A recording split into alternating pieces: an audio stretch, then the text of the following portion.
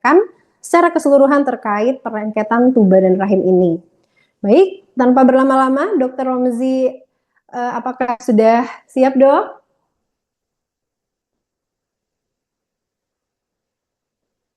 Ya, halo. Ya, terima kasih banyak dokter sudah menyempatkan Ya, hadir ya, di tengah-tengah kita semua ini kali ini. ya. Terima kasih, Dokter Dokter Romzi, Rina. Ya, ya, suara saya dok, kedengaran, nggih? ya, Dokter Romzi Azmi Lazuardi SPOG merupakan dokter spesialis kandungan di Rumah Sakit Sadewa dan beliau juga dokter yang tergabung di tim Sadewa IVF Center Ayah dan Bunda. Untuk selanjutnya langsung pemaparan materi saja dokter, monggo dipersilahkan. Boleh Oke, langsung share screen ya dok ya. ya. Suara saya kedengaran? Terdengar jelas dokter. Oke, siap. Saya izin share screen ya. Uh, hmm,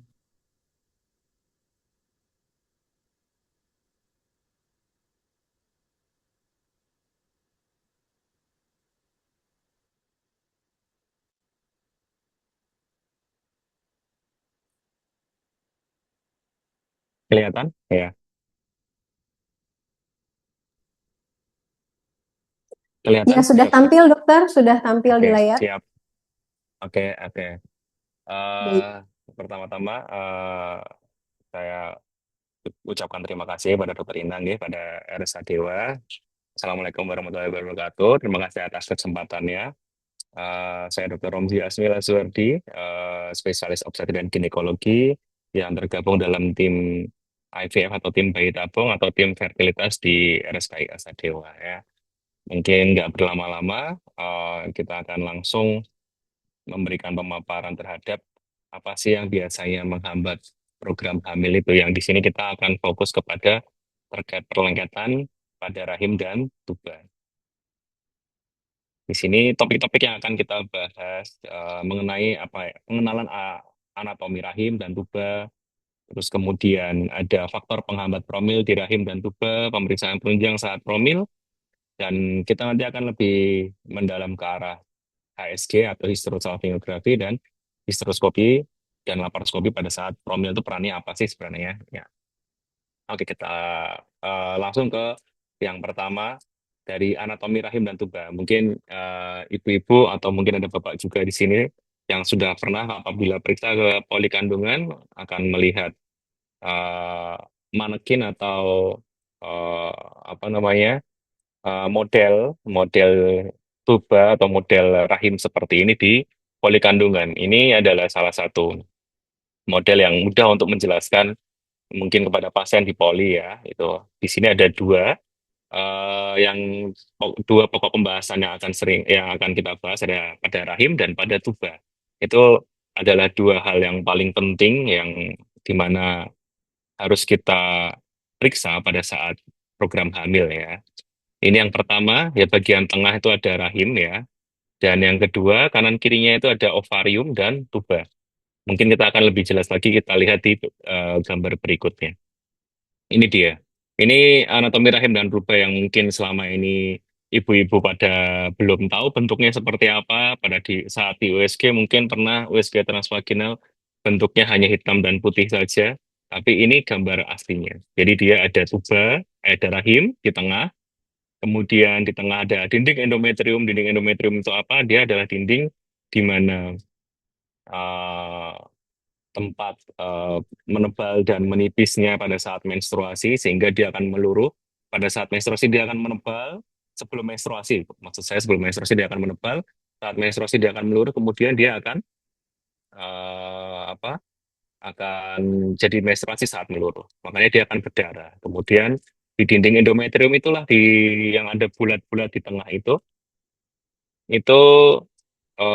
bisa tempat menempel paling paling apa ya, paling baik pada eh, bakal bakal buah hati ya. Di situ di mana dia akan menempel situ. Tapi kalau menempel di tempat lain, biasanya itu apalagi di luar kandungan ya, di luar rahim ini yang di tengah ini, di dalam endometrium itu dia kalau menempelnya di luar, dia akan menjadi kehamilan yang tidak semestinya, sehingga bisa dikatakan sebagai kehamilan di luar kandungan.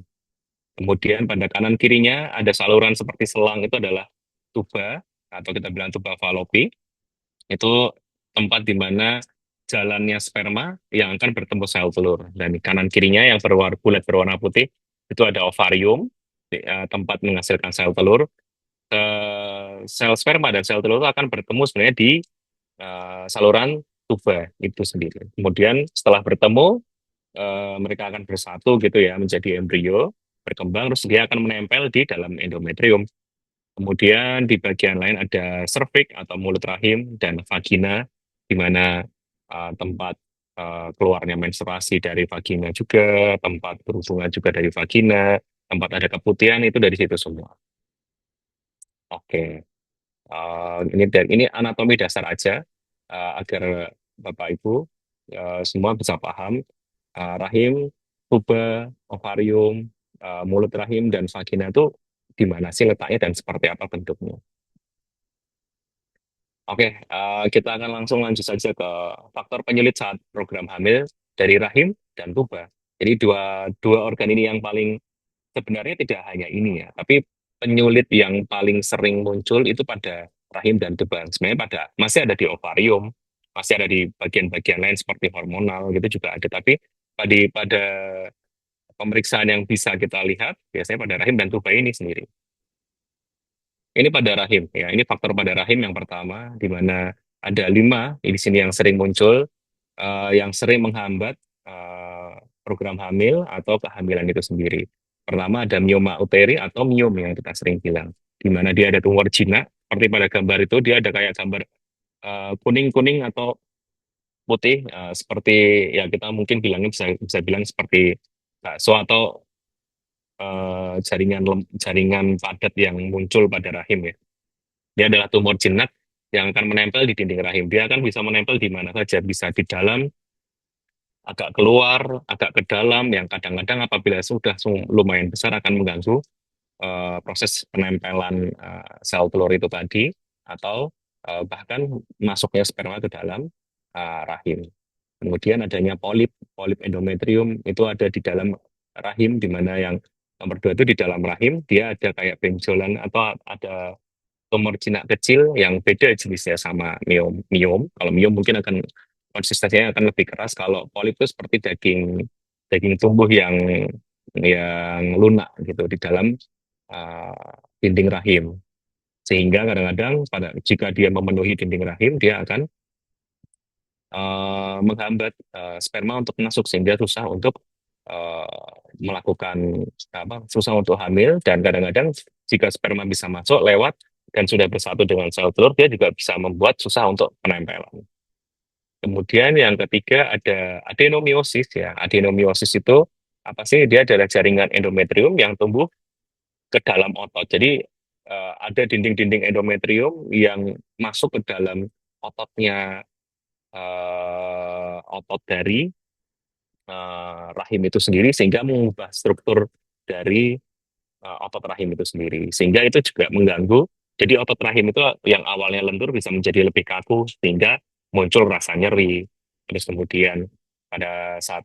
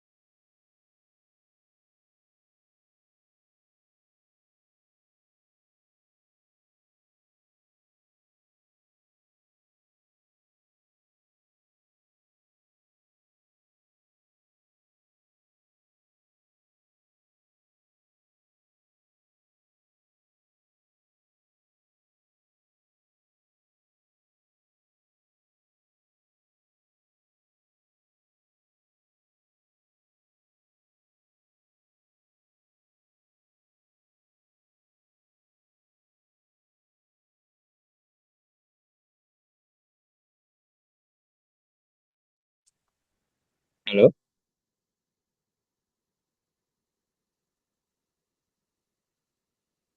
Apa suara saya terdengar? Halo? Sudah terdengar dok, tapi mohon maaf tadi itu Oke. sempat terputus dok dan keluar. Mungkin Oh boleh ya, ya. dimulai kembali dari faktor rahim tadi dokter. Oh ya, ya. Tadi sepertinya saya keluar ya, karena koneksinya tiba-tiba hilang. Betul dokter. Mohon maaf ayah dan bunda. Oke. Iya, iya. Oke, Boleh tadi mungkin dilanjut ini dokter. tadi kita kembali sampai mana tadi saya hilangnya tadi ya? Di kelainan bentuk rahim atau di adenomiosis ya tadi ya? Betul dok. Tadi di adenomiosis. Oke. Tadi saya ulangi lagi ya Bunda. Tadi di mana faktor rahim tadi ada adenomiosis, di mana ada perubahan dari bentuk atau jaringan dari otot rahim itu sendiri, yang di mana endometrium tadi masuk ke dalam otot rahim sehingga mengubah strukturnya sehingga menjadi lebih kaku. Dan itu mengganggu implantasi penempelan dari sel telur. Kemudian tadi ada kelainan bentuk rahim yang keempat, itu di mana itu kelainan kongenital atau kelainan bawaan lahir gitu ya, dari di mana biasanya rahimnya ada yang mungkin endometriumnya sempit atau kecil gitu, ada yang rahimnya kayak ada dua, kanan dan kiri gitu, ada yang dari Mohon maaf dok. awal itu memang halo halo. Dokter mohon maaf, share screen-nya belum tampak di layar dok. Oh, share screen-nya belum tampak ya? Iya belum dokter. Oh ya ya, maaf maaf maaf maaf. Oke oke, saya kira sudah tampak. Ini sudah? Ya sudah tampak dokter. Sudah tampil di layar. Oke, siap siap. Oke, tadi ada kelainan bentuk rahim terakhir ya tadi ya. Kelainan bentuk rahim, anomali, kongenital, di mana kadang ada yang seperti yang di dalam bentuk itu, yang di nomor 4 ya, ada yang rahimnya dua, ada yang ada sekatnya gitu, sehingga itu juga mengganggu dalam proses kehamilan. Kemudian ada juga ada munculnya jaringan parut atau ada yang kita bilang perlengketan di dalam rahim yang kita sering bilang itu adesi atau bisa kita sebut juga sinekia. Dia itu bisa muncul kenapa? Kadang-kadang bisa karena infeksi. Infeksi dari mana? Kadang-kadang infeksi bisa dari dalam perut, bisa jadi dari luar juga. Misalnya sering keputihan pada saat membersihkan apa? Saat BAB apa buang air kecil itu tidak kurang bersih, pada saat ada keputihan itu juga tidak dibersihkan segera, sehingga muncul bakteri itu bisa masuk ke dalam rahim. Dan kadang juga ada infeksi-infeksi yang di dalam perut atau di rongga perut, kita bilangnya di luar usus gitu. Itu juga kadang-kadang sering ada muncul infeksi di situ, chlamydia terutama. Itu juga kadang-kadang bisa menginfeksi melewati saluran tuba sehingga masuk ke dalam dinding rahim, dan itu menjadi adanya perlengketan. Kemudian juga ada yang membuat perlengketan juga bisa terjadi karena adanya tindakan kuret. Jadi kadang-kadang tindakan kuret yang mungkin zaman dulu kita menggunakan sendok si ya itu bisa menimbulkan banyak perlukaan pada dinding-dinding rahim, sehingga pada saat dia mengalami kayak penyembuhan gitu ya, dia itu menghasilkan jaringan-jaringan parut di dalam rahim. Gitu. Jadi makanya sekarang sudah sering digunakan untuk pada saat kuretase itu menggunakan sendok kuret yang silikon sehingga tidak terlalu melukai rahim. Dan zaman dulu mungkin pada saat kuret harus ditunggu selama 3 bulan, tapi sekarang tidak. Dengan menggunakan kuret yang silikon, dia bisa langsung hamil juga. Jadi seperti itu. Jadi ini faktor yang dari rahimnya. Ada 5 faktor ini yang paling sering. Kemudian kita lanjut ke faktor tuba, di mana biasanya ada terjadi sumbatan pada tuba. Ini yang paling sering terjadi pada beberapa kasus-kasus infertil, di mana sperma tidak bisa bertemu dengan sel telur karena ada penyempitan. Kadang-kadang ada penyempitan karena infeksi, karena ada perlengketan, itu macam-macam. Yang kedua, adanya hydrosalping, di mana hydrosalping itu adanya pembengkakan pada saluran telurnya yang tadi kita lihat tadi yang di sini. Hydrosalping itu adalah adanya pembengkakan saluran sel telur pada tuba falopinya. Nanti ada gambarnya terkait itu. Kemudian yang ketiga adanya infeksi pada panggul, yang tadi saya bilang adanya infeksi di luar usus pada rongga-rongga abdomen atau rongga perut. tapi di bagian bawah kita bilangnya infeksi panggul. Di sana sering terjadi infeksi. Kenapa? Karena kadang-kadang adanya bakteri dari dalam tubuh, dia akan berkumpul di situ. Kemudian ada bakteri yang dari mungkin dari keputihannya atau dari kadang sering mungkin ISK ya. ISK-nya dia juga bisa menginvasi ke area panggulnya itu sendiri karena apa? Karena gaya hidup yang nggak sehat. Karena bisa jadi karena kurang olahraga, kurang higienis, makanan dan kebersihan area kewanitaannya juga. Nah, kemudian infeksinya itu sendiri bisa membuat perlengketan pada tuba itu sendiri seperti pada gambar yang di samping dia. Misalnya dia ada PID di luar, dia bisa menginvasi tuba walaupun itu di luarnya dia bisa membuat perlengketan di dalamnya juga karena dia akan menarik-narik organ di luarnya.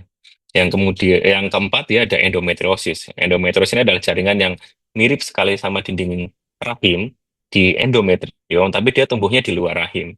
Jadi sehingga itu ada tempat tumbuh yang abnormal atau yang tidak normal.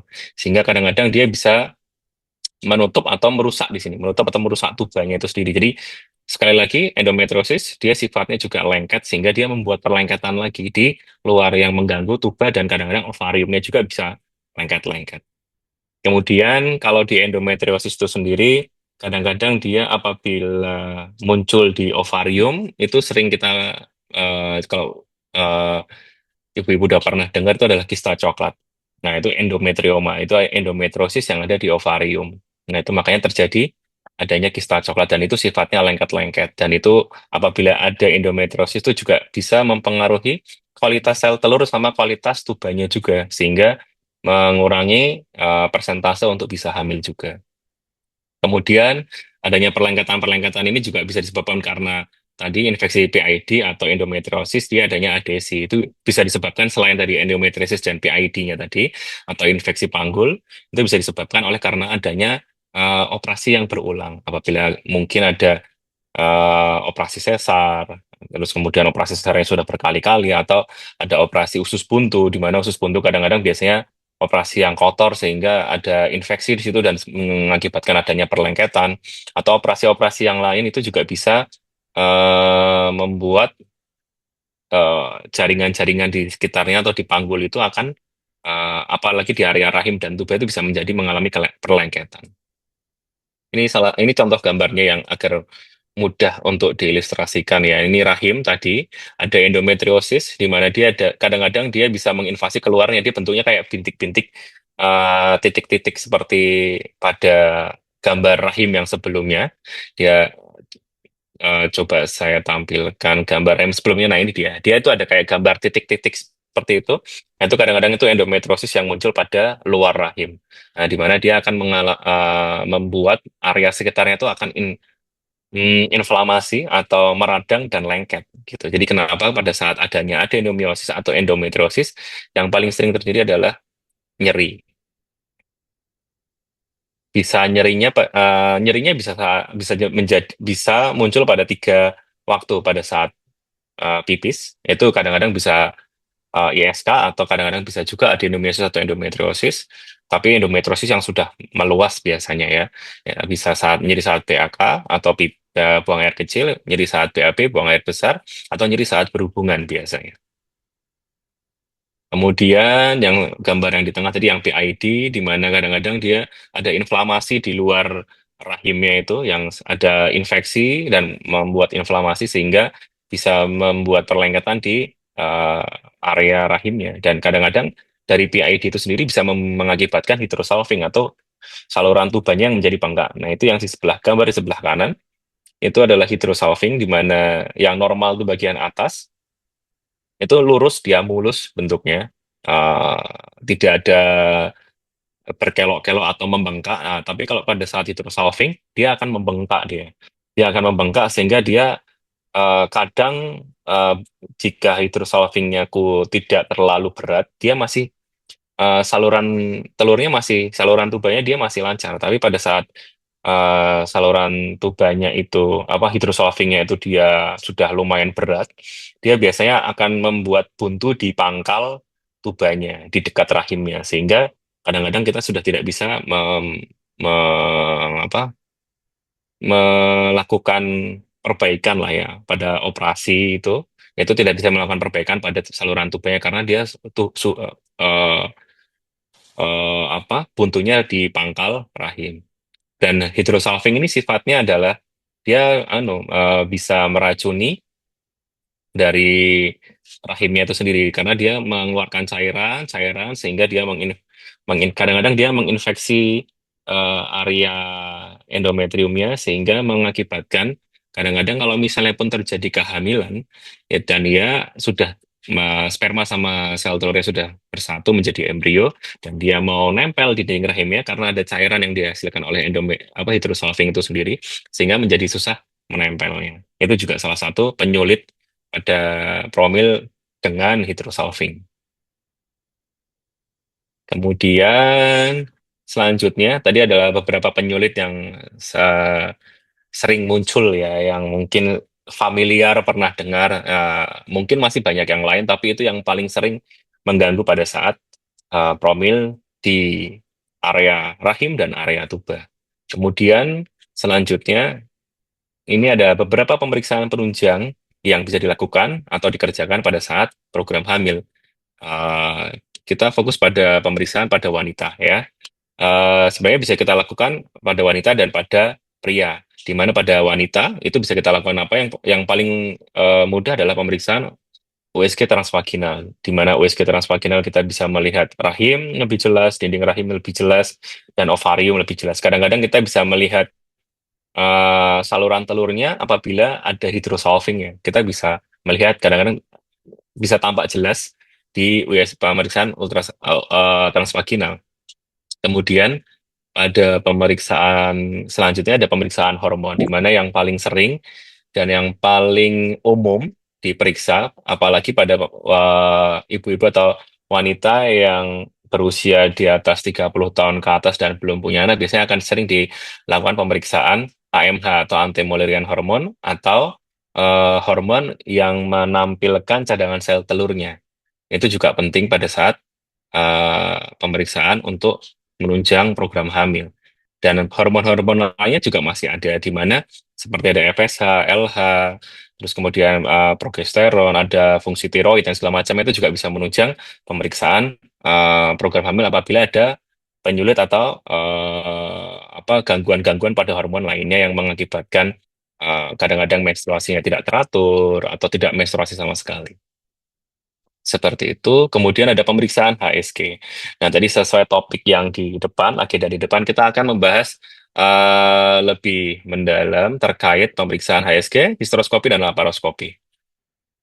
Di mana tiga pemeriksaan ini, itu apalagi HSG, itu juga penting untuk apabila pasien ibu-ibu atau bapak-bapak juga sekalian atau yang sedang ingin promil itu ingin merencanakan program hamil eh, yang alami kita harus tahu, apalagi misalnya sudah setahun sudah menikah, setahun menikah, kok belum hamil-hamil juga, belum dikaruniai anak, harus mulai periksa. Ya, periksa yang awal yang sering kita lakukan adalah yang pertama pasti transvaginal untuk melihat rahimnya, periksa hormon AMH-nya, kemudian kita periksa HSG. HSG itu untuk melihat saluran telurnya, namanya hysterosalpingografi. Oke, kita menuju ke HSG. Apa itu HSG? Jadi HSG adalah hysterosalpingografi di mana kita memberikan cairan pada dinding rahim seperti cairan kontras gitu ya. Dimasukkan melalui dinding rahim, melalui jalan lahir, terus kemudian kita masukkan alat ke rahim dan kita menyemprotkan atau memasukkan cairan ke dalamnya sehingga dia akan mewarnai rahim dan dinding rahimnya. Gunanya untuk apa? Dia bisa tahu apakah saluran telurnya itu tersumbat atau tidak. Kadang-kadang bisa muncul gambaran hidrosalving juga dari situ.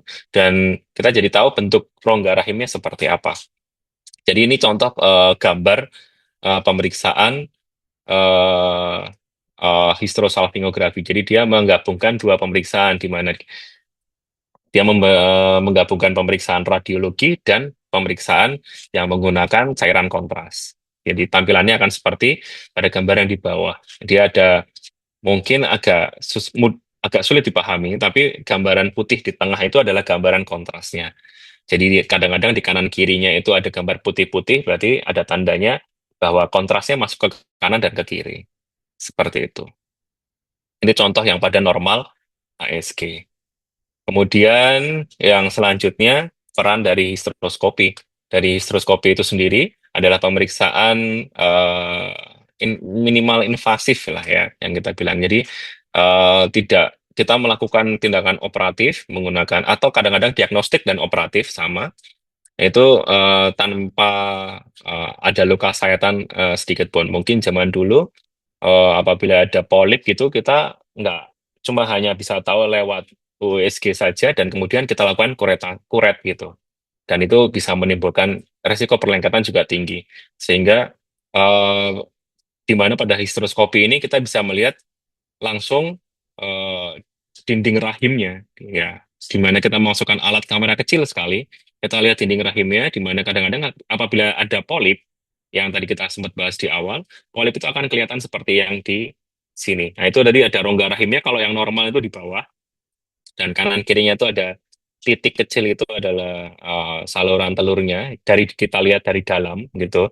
Nah, yang atas itu apabila ada polipnya. Kadang-kadang pada saat histeroskopi kita bisa melakukan diagnostik, oh ada polip nih di dalam. Nah, kita bisa melakukan tindakan operatif juga di mana kita bisa melakukan menghilangkan polip itu pada saat histeroskopi. Kemudian yang selanjutnya adalah laparoskopi. Laparoskopi itu apa? Dia juga sama, dia adalah tindakan operasi canggih di mana sekarang sudah sering dan banyak dilakukan tindakan-tindakan laparoskopi. Apa sih gunanya? Tindakan laparoskopi ini adalah tindakan di mana kita bisa melakukan kadang-kadang apabila kita belum yakin pada pemeriksaan USG atau ronsen perut gitu ya, kita bisa melakukan tindakan laparoskopi untuk diagnostik. Misalnya kita pengen lihat rahimnya seperti apa, adakah perlengketan atau tidak, kita bisa melakukan lewat laparoskopi karena kita lihat langsung ke dalam rahimnya, tapi menggunakan kamera kecil, bukan dibuka seperti sesar ataupun operasi seperti usus buntu gitu. Jadi kita bisa memasukkan alat-alat beberapa alat kecil-kecil gitu sehingga kalau laparoskopi irisannya tidak akan sebesar irisan-irisan pada operasi-operasi yang besar seperti sesar atau operasi pengangkatan rahim yang irisannya sampai ke atas ke pusar, apalagi kadang-kadang ada yang melewati pusar dan operasi usus buntu yang di sebelah kanan itu juga kadang-kadang dia juga irisannya lebar apabila sudah terjadi eh, pecah dari pecah dari usus buntunya ya. Jadi sehingga peran laparoskopi ini sendiri bisa dilakukan sebagai eh, alat untuk diagnosis dan juga untuk terapi atau operatif. Jadi pada kasus-kasus pasien-pasien dengan promil, histeroskopi dan laparoskopi itu sendiri biasanya sering digabungkan pada saat awal-awal pasien misalnya ada kasus pasien dengan belum hamil selama 1,5 tahun atau 2 tahun, kemudian sudah dilakukan pemeriksaan HSG, didapatkan adanya hidrosalping di saluran tuba sebelah kiri misalnya. Kemudian, tapi yang sebelah kanannya lancar. Kemudian pada sudah dilakukan eh, pemacuan sel telur, misalnya sel telurnya sudah bagus dan dilakukan berhubungan yang ditanggali atau kalau sudah pernah dengar itu senggama mata rencana itu dan belum hamil-hamil juga sampai 6 bulan, nah kita bisa melakukan tindakan histeroskopi, laparoskopi kita melihat di dalamnya sebenarnya ada apa sih gitu. Ya, apakah ada penyulit lainnya gitu. Dan pada saat kita lakukan laparoskopi, apakah ada perlengketan? Nah, dari sini tadi yang kita bilang ada yang perlengketan pada rahim dan pada saluran telurnya atau pada tubanya itu kita bisa membebaskan lewat laparoskopi ini. Kita bisa menghilangkan perlengketan-perlengketannya sehingga uh, apabila ada perlengketan di ovarium, kita bisa membebaskan dari ovariumnya sehingga ovariumnya bisa berkembang dengan baik. Atau apabila ada perlengketan di tubanya dan masih bisa kita perbaiki, biasanya kita juga melakukan perbaikan di tubanya sehingga bisa dilakukan eh, untuk pada saat laparoskopi atau histeroskopi kita juga melakukan tes patensi tuba. Jadi kita juga melihat saluran tubanya ini lancar apa enggak sih setelah kita perbaiki. Kita juga bisa melihat seperti itu pada saat laparoskopi. Yang kadang-kadang susah juga kita lakukan pada saat operasi yang besar atau bukan yang laparoskopi atau yang di operasi yang kita buat sayatan yang lumayan besar, sehingga peran laparoskopi dan histeroskopi ini sangat penting pada saat menunjang pasien-pasien promil yang mungkin problemnya tidak hanya satu atau dua problem atau yang sangat kompleks, biasanya yang ada perlengketan, ada nyeri, ada adenomiosisnya, ada endometriosisnya, ada perlengketannya seperti itu. Atau ada hidrosalping yang ditemukan pada saat ASG atau pada saat USG. Nah, kita bisa melakukan tindak lanjut dengan laparoskopi, atau kadang-kadang beberapa pasien ada yang kita lakukan hanya histeroskopi saja untuk diagnostik, yang awalnya tidak bisa hamil, bisa langsung hamil karena apa? Beberapa pasien itu saluran rahimnya itu sangat sempit sekali, sehingga sperma kadang-kadang tidak bisa masuk. Pada saat kita memasukkan kamera, itu membuat lubang di saluran rahim itu semakin lebar, sehingga kadang-kadang sperma jadi mudah masuk ke dalam. Jadi kadang-kadang peran dari laparoskopi dan histeroskopi ini itu sendiri bisa menjadi alat untuk diagnostik lebih lanjut dan juga menjadi alat terapi. Seperti itu. Oke, mungkin segitu saja. Mungkin singkat saja, mungkin kita perbanyak tanya jawab saja ya. Karena kalau perlengketan, histeroskopi dan laparoskopi mungkin kalau kita bahas lebih lanjut akan panjang sekali.